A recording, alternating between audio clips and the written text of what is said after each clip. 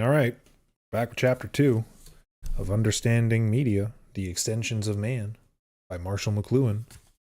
If you checked out the first chapter, you kind of get the idea of what kind of high-level thinking we're what kind of high-level thinking we're trying to get in line with.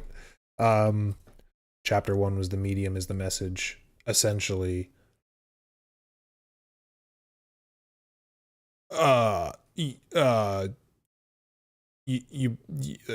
Like that, like if someone were to call you on the telephone, it's the telephone that's the message, not what the person is telling you. And that is about the extent and height of my understanding. And I don't even know if that's correct. It probably isn't. So if it starts clicking for any of yous out there listening, drop a comment. If help us all understand a bit better. And I'm sure all the fellow listeners will appreciate your takes. And yeah. So, chapter 2, media hot and cold. Media hot and cold? The heck's he talking about? Let's find out. Let's find out. The rise of the waltz, explained Kurt Sachs in The World History of the Dance, was a result of that longing for truth, simplicity, closeness to nature, and primitivism, which the last two-thirds of the 18th century fulfilled. In the century of jazz, we are likely to overlook the emergence of the waltz as a hot and explosive human expression that broke through the formal, feudal barriers of courtly and choral dance styles. I don't even know what is the dance style of today. I don't even know. There is a basic principle that distinguishes a hot medium like radio from a cool one like the telephone, or a hot medium like the movie from a cool one like TV. A hot medium is one that extends one single sense in high definition. High definition is the state of being well filled with data. A photograph is visually high definition. A cartoon is low definition simply because very little visual information is provided. Telephone is a cool medium, or one of low definition, because the ear is given a meager amount of information. And speech is a cool medium of low definition, because so little is given and so much has to be filled in by the listener. It's not what you're saying, it's what you're not saying.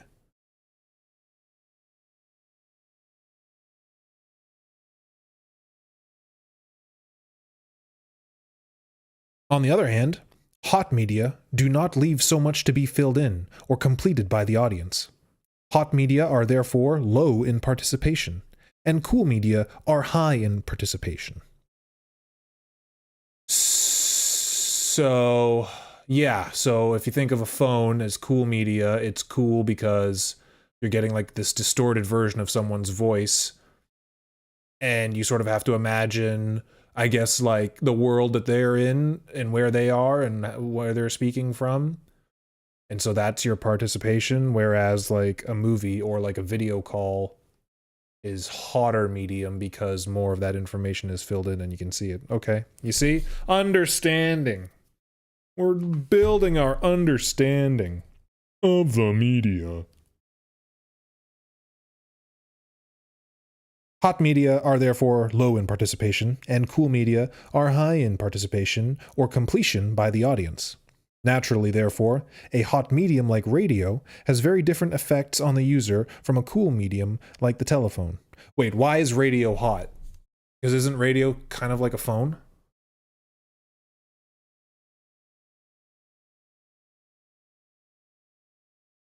Or is it because... Wait, yeah, why is radio hot? See? Who knows? Why is radio hot and a telephone is cool? A cool medium like hieroglyphic or ideogrammic written characters has very different effects from the hot and explosive medium of the phonetic alphabet. The alphabet, when pushed to a high degree of abstract visual intensity, became typography. So that's like signage and advertising and stuff, I guess. The printed word, with its specialist intensity, burst the bonds of medieval corporate guilds and monasteries, creating extreme individualist patterns of enterprise and monopoly. But the typical reversal occurred when extremes of monopoly brought back the corporation, with its impersonal empire over many lives. The hotting up of the medium of writing to repeatable print, intensity, led to nationalism and the religious wars of the 16th century. The heavy and unwieldy media, such as stone, are time binders. Oh, they're time binders, are they? Used for writing, they are very cool indeed, and serve to unify the ages, whereas paper is a hot medium that serves to unify spaces horizontally, both in political and entertainment empires.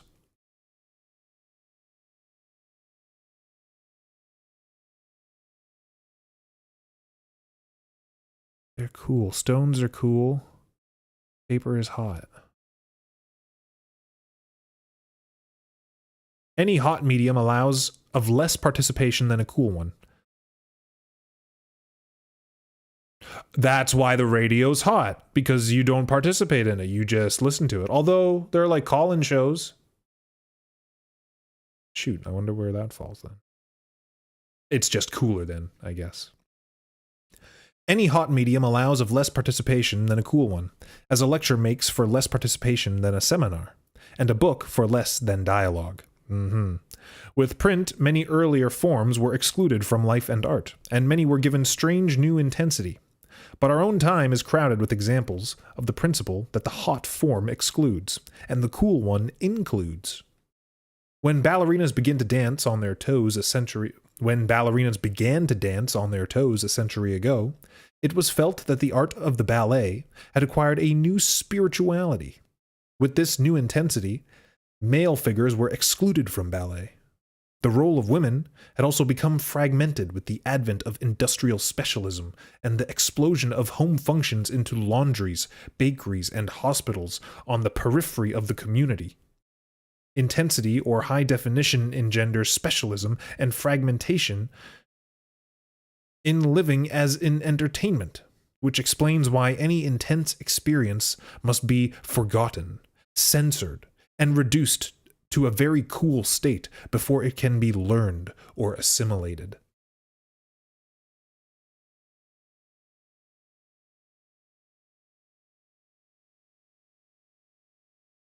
The Freudian censor is less of a moral function than an indispensable condition of learning. I think that's a typo. That should be a than. The Freudian censor is less of a moral function than an indispensable condition of learning. Were we to accept fully and directly every shock to our various structures of awareness, we would soon be nervous wrecks. Yeah. Doing double takes and pressing panic buttons every minute. The censor protects our central system of values, as it does our physical nervous system, by simply cooling off the onset of experience a great deal. For many people, this cooling system brings on a lifelong state of psychic rigor mortis, or of somnambulism, which, as we know, is sleepwalking, particularly observable in periods of new technology. So hold up, what's he saying here? The cooling, so we have these built-in systems that cool things down, making them more participation, right? Cooling means more participation. This cooling system brings on a lifelong state of psychic rigor mortis, or of somnambulism, particularly observable in periods of new technology. So we just go after the latest thing, and that just takes over all of our sensory functions. I don't think that's right, but it's not, doesn't sound far off, you know? You know? An example of the disruptive impact of a hot technology succeeding a cool one is given by Robert Theobald. It's Robert Theobald again, in The Rich and the Poor. When Australian natives were given steel axes by the missionaries, their culture, based on the stone axe, collapsed. The stone axe had not only been scarce, but had always been a basic status symbol of male importance. The missionaries provided quantities of sharp steel axes and gave them to women and children. The men had even to borrow these from the women, causing a collapse of male dignity. A tribal and feudal hierarchy of traditional kind collapses quickly when it meets any hot medium of the mechanical, uniform,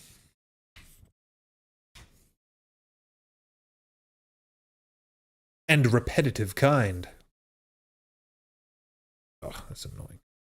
This old book, I don't want to rip it. I feel like it could come apart at any time. And repetitive kind, the medium of money, or wheel, or writing, or any other form of specialist speed-up of exchange and information, will serve to fragment a tribal structure. Similarly, a very much greater speed-up, such as occurs with electricity, may serve to restore a tribal pattern of intense involvement, such as took place with the introduction of radio in Europe, and is now tending to happen as a result of TV in America. Specialist technologies detribalize. The non-specialist electric technology retribalizes. The process of upset resulting from a new distribution of skills is accompanied by much culture lag in which people feel compelled to look at new situations as if they were old ones, and come up with ideas of population explosion in an age of implosion. Nope. Newton, in an age of clocks, Newton, in an age of clocks, managed to present the physical universe in the image of a clock. But poets like Blake were far ahead of Newton in their response to the challenge of the clock. Blake spoke of the need to be delivered from single vision and Newton's sleep, knowing very well that Newton's response to the challenge of the new mechanism was itself merely a mechanical repetition of the challenge. Blake saw Newton and Locke and others as hypnotized Narcissus types quite unable to meet the challenge of mechanism. Y.B. Yeats gave the full Blakean version of Newton and Locke in a famous epigram. Locke sank into a swoon. The garden died. God took the spinning jenny out of his side. Yeats presents Locke, the philosopher of mechanical and lineal associationism, as hypnotized by his own image. The garden, or unified consciousness, ended. 18th century man got an extension of himself in the form of the spinning machine that Yeats endows with its full sexual significance. Woman herself is thus seen as a technological extension of man's being.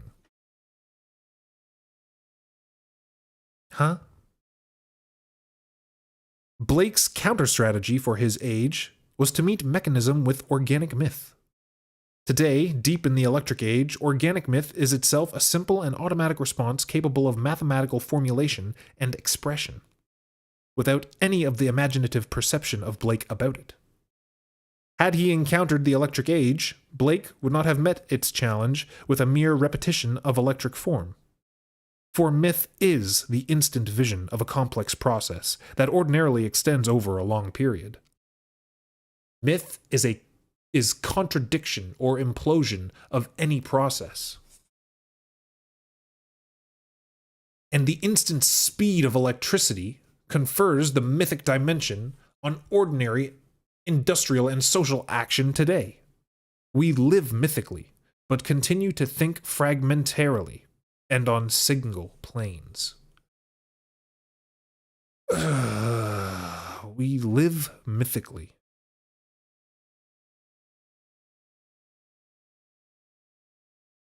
And myth is the instant vision of a complex process that ordinarily extends over a long period. Myth is contraction or implosion of any process, and the instant speed of electricity confers the mythic dimension on ordinary industrial and social action today. We live mythically, but continue to think fragmentarily and on single planes.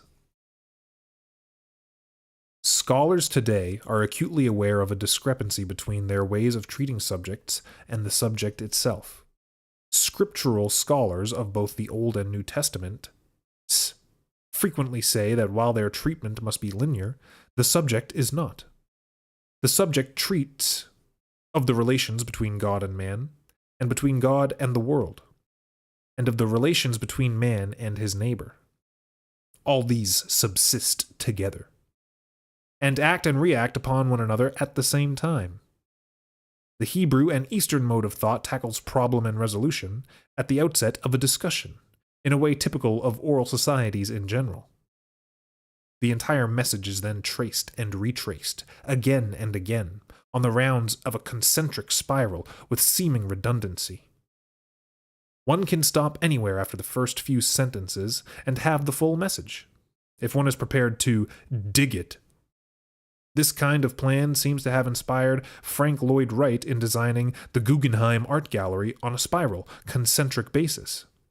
It is a redundant form inevitable to the electric age, in which the concentric pattern is imposed by the instant quality and overlay in depth of electric speed.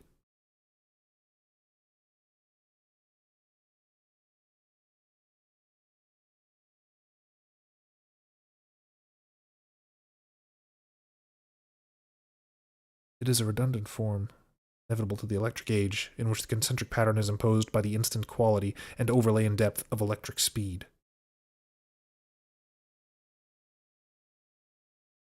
But the concentric, with its endless intersection of planes, is necessary for insight. In fact, it is the technique of insight, and as such is necessary for media study, since no medium has its meaning or existence alone, but only in constant interplay with other media.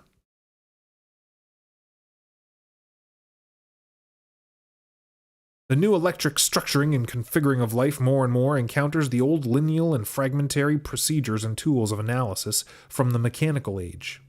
More and more we turn from the content of messages to study total effect. Kenneth Boulding put this matter in The Image by saying, "The meaning of a message is the change which it produces in the image. Concern with effect rather than meaning is a basic change of our electric time, for effect involves the total situation, and not a single level of information movement. Strangely, there is recognition of this matter of effect rather than information in the British idea of libel. The greater the truth, the greater the libel." The effect of electric technology had at first been anxiety. It still is. Now it appears to create boredom. We have been through the three stages of alarm, resistance, and exhaustion that occur in every disease or stress of life. Whether individual or collective. At least, our exhausted slump after the first encounter with the electric has inclined us to expect new problems. However,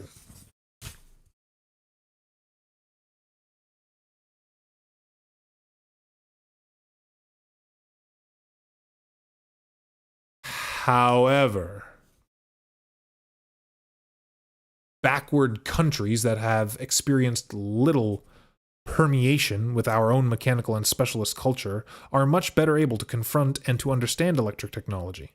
Not only have backward and non-industrial cultures no specialist habits to overcome in their encounter with electromagnetism, but they have still much of their traditional oral culture that has the total unified field character of our new electromagnetism. Okay. Our old industrialized areas, having eroded their oral traditions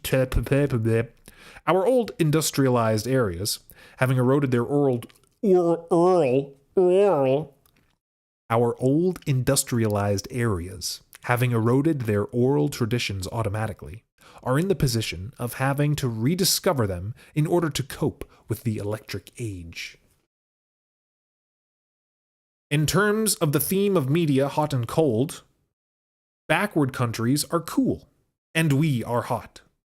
The city slicker is hot, and the rustic is cool. But in terms of the reversal of procedures and values in the electric age, the past mechanical time was hot, and we of the TV age are cool. The waltz was a hot, fast, mechanical dance, suited to the industrial time in its moods of pomp and circumstance. In contrast, the twist is a cool, involved, and chatty form of improvised gesture. The jazz of the period of the hot new media of movie and radio was hot jazz. Yet jazz of itself tends to be a casual dialogue form of dance, quite lacking in the repetitive and mechanical forms of the waltz. Cool jazz came in quite naturally after the first impact of radio and movie had been absorbed. In the special Russian issue of Life magazine for September 13th, 1963, it is mentioned that in Russian restaurants and nightclubs, though the Charleston is tolerated, the twist is taboo. All this is to say that a country in the process of industrialization is inclined to regard hot jazz as consistent with its developing programs. The cool and involved form of the twist, on the other hand, would strike such a culture at once as retrograde and incompatible with its new mechanical stress. The Charleston, with its aspect of a mechanical doll agitated by strings, appears in Russia as an avant-garde form. We, on the other hand, find the avant-garde in the cool and the primitive, with its promise of depth involvement and integral expression. The hard sell and the hot line become mere comedy in the TV age. And the death of all the salesmen at one stroke of the TV axe has turned the hot American culture into a cool one that is quite unacquainted with itself. America, in fact, would seem to be living through the reverse process that Margaret Mead described in Time magazine, September 4th, 1954. There are too many complaints about society having to move too fast to keep up with the machine. Yeah. There is great advantage in moving fast if you move completely. If social, educational, and recreational changes keep pace, you must change the whole pattern at once and the whole group together, and the people themselves must decide to move. Margaret Mead is thinking here of change as a uniform speed up of motion or a uniform hotting up of temperature in backward societies. We are certainly coming within conceivable range of a world automatically controlled to the point where we could say, 6 hours less radio in Indonesia next week, or there will be a great falling off in literary attention. Are we close to that? Is that what we're getting close to? Or we can program 20 more hours of TV in South Africa next week to cool down the tribal temperature raised by radio last week. That's going on. You hear it is. Okay, yes, they're right. Yes, that's going on today. That's going on today. Whole cultures could now be programmed to keep their emotional climate stable in the same way that we have begun to know something about maintaining equilibrium in the commercial economies of the world, and we haven't even figured that out yet. Oh, see? He's right on. He's right on the money. It's happening. It's happening now. In the merely personal and private sphere, we are often reminded of how changes of tone and attitude are demanded of different times and seasons in order to keep situations in hand. British clubmen, for the sake of companionship and amiability, have long excluded the hot topics of religion and politics from mention inside the highly participational club. In the same vein, W.H. Jordan wrote, "This season the man of goodwill will wear his heart up his sleeve, not on it." The hottest manly style is today suited only to Iago. Introduction to John Benjamin's slick but not streamlined.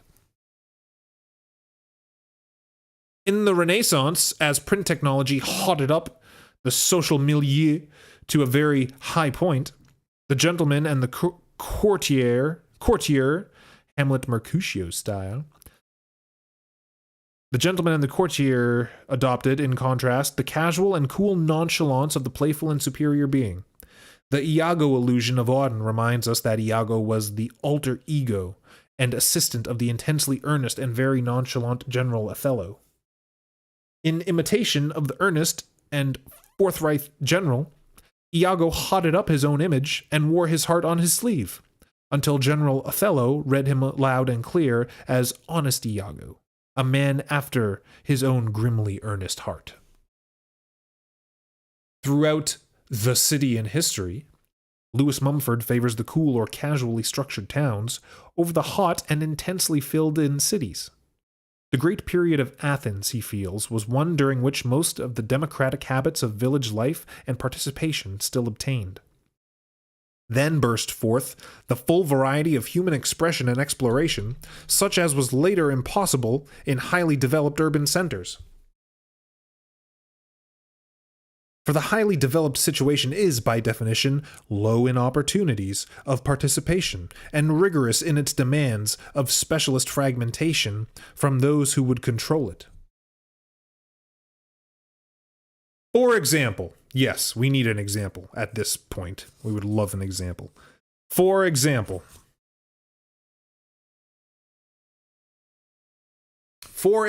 what is known as job enlargement today in business and in management consists in allowing the employee more freedom to discover and define his function.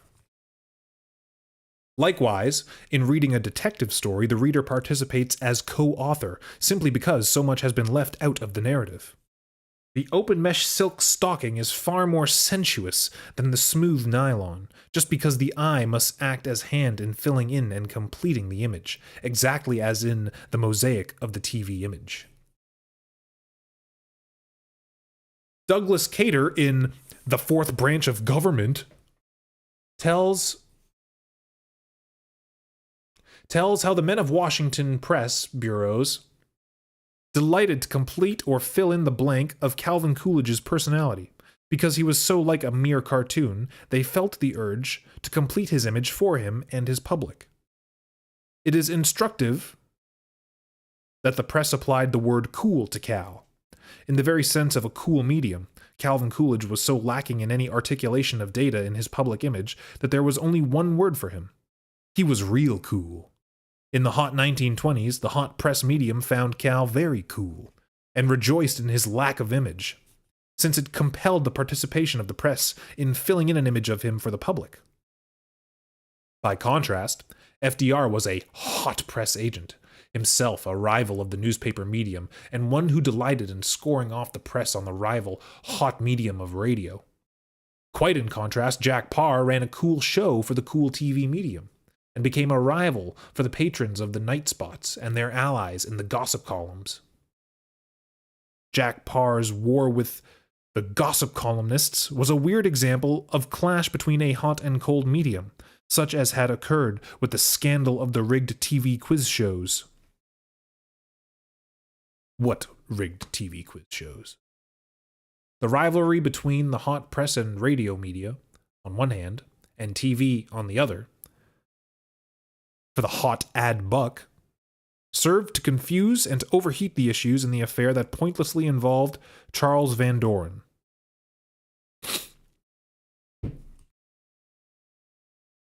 An Associated Press story from Santa Monica, California, August 9, 1962, reported how nearly 100 traffic violators watched a police traffic accident filmed today to atone for their violations. 2 had to be treated for nausea and shock. Viewers were offered a $5 reduction in fines if they agreed to see the movie. Signal 30, made by Ohio State Police. It showed twisted wreckage and mangled bodies and recorded the screams of accident victims. Oh, jeez. Whether the hot film medium using hot content would cool off the hot drivers is a moot point. But it does concern any understanding of media. That's what we're here for. Why does it concern it? The effect of hot media treatment cannot include much empathy or participation at any time.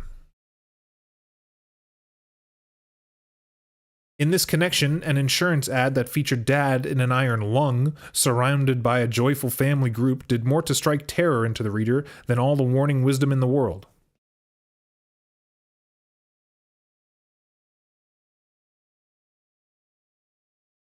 It is a question that arises in connection with capital punishment. Is a severe penalty the best deterrent to serious crime? With regard to the bomb and the Cold War, is the threat of massive retaliation the most effective means to peace? Is it not evident in every human situation that is pushed to a point of saturation that some precipitation occurs? When all the available resources and energies have been played up in an organism or in any structure, there is some kind of reversal of pattern. The spectacle of brutality used as deterrent can brutalize. Oh, that's the same problem they were saying about video games and stuff.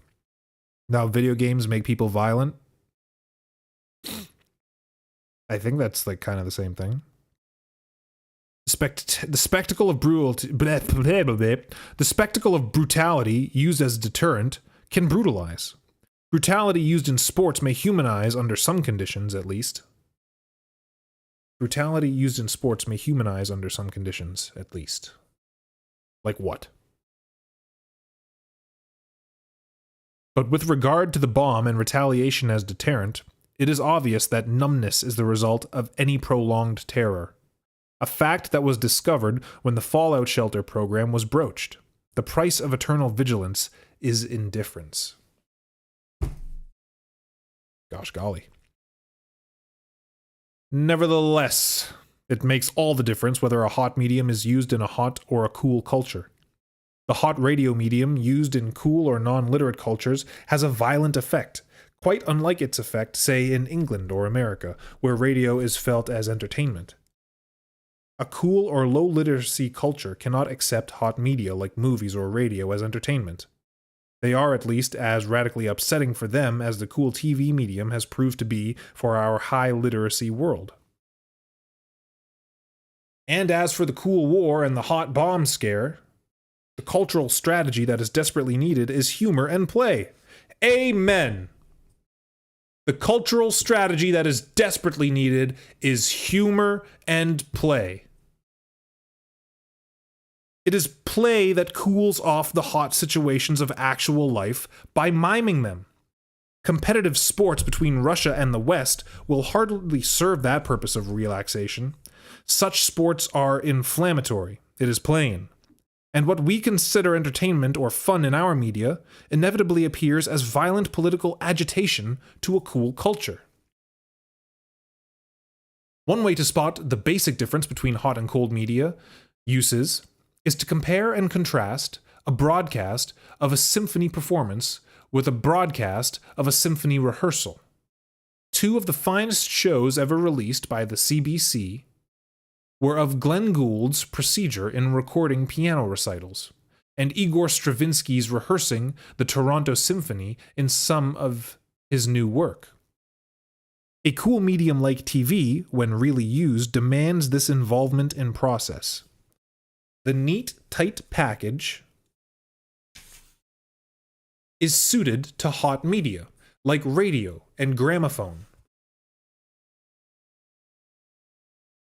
Francis Bacon never tired of contrasting hot and cool prose. Francis Bacon never tired of contrasting hot and cool prose. Writing in methods or complete packages, he contrasted with writing in aphorisms or single observations such as revenge is a kind of wild justice. The passive consumer wants packages.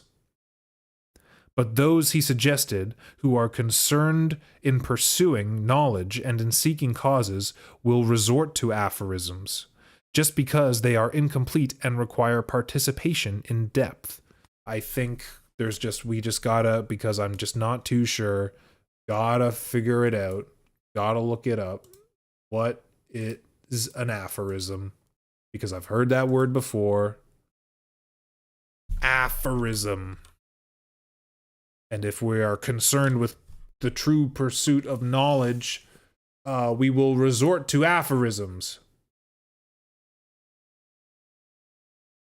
Aphorism, a pithy observation that contains a general truth, such as, if it ain't broke, don't fix it. Is that the same as, like, it is what it is? No. A concise statement of a scientific principle, typically by an ancient classical author. The old aphorism, the child is father to the man. Aphorism, a pithy observation that contains a general truth, such as, if it ain't broke, don't fix it. So the passive consumer wants packages, but those, he suggested, who are concerned in pursuing knowledge and in seeking causes will resort to aphorisms, just because they are incomplete and require participation in depth. If it ain't broke, don't fix it. If what ain't broke? How would we fix it? That would be the participation? The principle that distinguishes hot and cold media is perfectly embodied in the folk wisdom, men seldom make passes at girls who wear glasses. Glasses intensify the outward-going vision and fill in the feminine image exceedingly. Marion the librarian notwithstanding. Marion the librarian? Hold on, that sounds like a character. Marion the librarian? Marion the librarian? Oh, is it? And he's saying Marion the barbarian. What? No, what? Who? Marion the librarian. Glasses intensify the outward-going vision and fill in the feminine image exceedingly. Marion the librarian notwithstanding. Something to do with her glasses.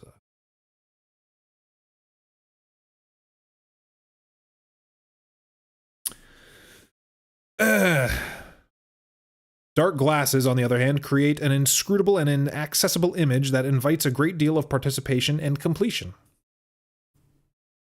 Again, in a visual and highly literate culture, when we meet a person for the first time, his visual appearance dims out of the sound of the name, so that in self-defense we add, "How do you spell your name?"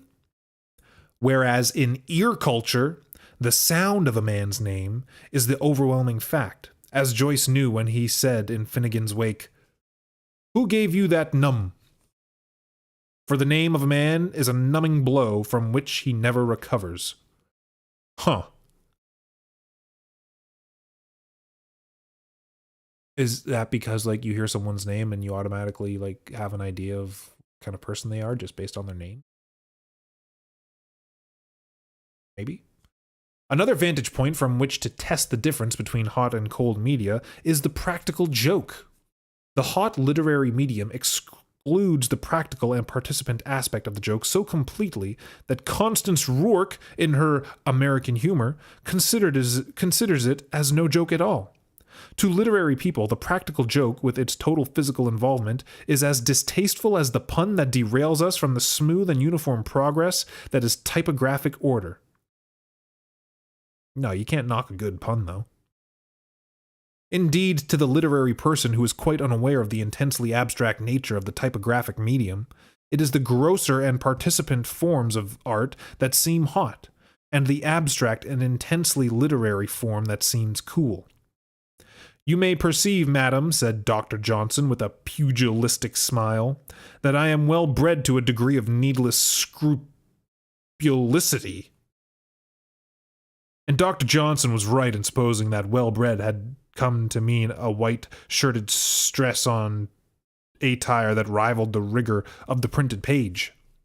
Comfort consists in abandoning a visual arrangement in favor of one that permits casual participation of the senses, a state that is excluded when any one sense, but especially the visual sense, is hotted up to the point of dominant command of a situation. On the other hand, in experiments in which all outer sensation is withdrawn, the subject begins a furious fill-in or completion of senses that is sheer hallucination. So the hotting up of one sense tends to result in hallucination.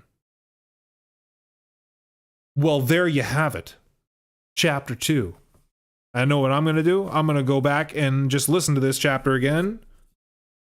And maybe even a third time. And perhaps even a fourth time. Just to see if it sticks. And I encourage you all to do the same. And it's actually quite fun to listen back to these at like times 1.5 or even times 2 speed. Because then the voice sounds funny. And you also get through it a lot quicker. So try it out. We'll check you next time for Chapter 3, Reversal of the Overheated Medium. Oh no, it's overheated. Oh my goodness, what are we going to do? We'll find out next time.